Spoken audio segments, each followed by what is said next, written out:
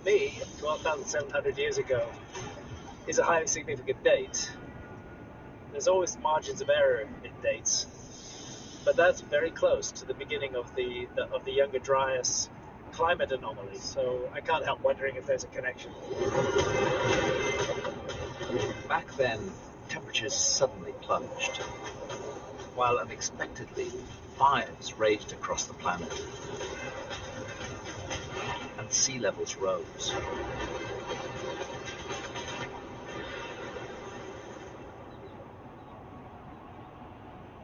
We can hear echoes of this catastrophic epoch in the oral traditions of Amazonia.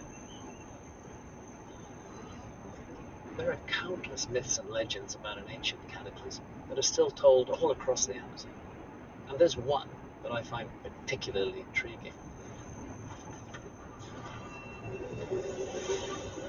According to the indigenous Tirio people, long ago, the sky spirits told a shaman that a terrible flood would soon be unleashed, a punishment for the people's wickedness.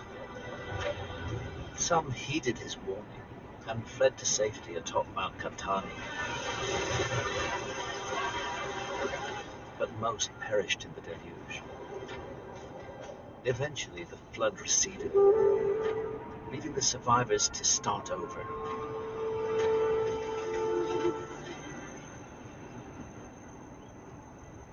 It is a worldwide tradition. There was a golden age, that there was a time when humans lived in harmony with one another, but that it somehow fell from its high standards and it was punished with a great flood, with a global destruction which wiped it from the face of the earth.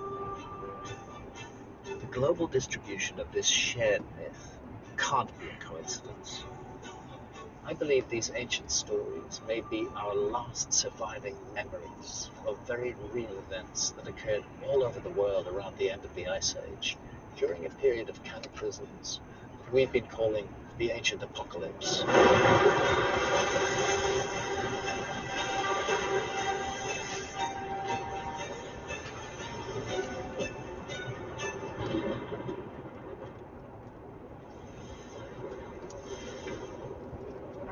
The evidence is mounting more and more that the Earth crossed the path of cometary debris. And the argument is that it was multiple impacts of fragments of this cometary debris that set off the Younger Dryas climate emergency 12,800 years ago.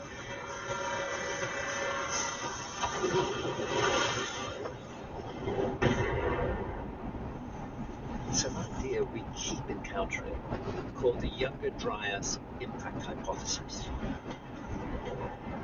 In both the southern and northern hemispheres, scientists have found black matte layers like this one, showing traces of nanodiamonds, platinum and iridium, suggesting a nearby cosmic impact or airburst.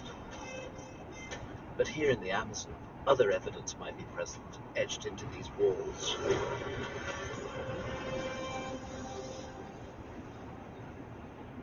We have several images of comets, but one panel particularly, there's a comet that is positioned facing upward. The tail is going down, the head is going up. Yeah. Above the comet image is a painting of the sun.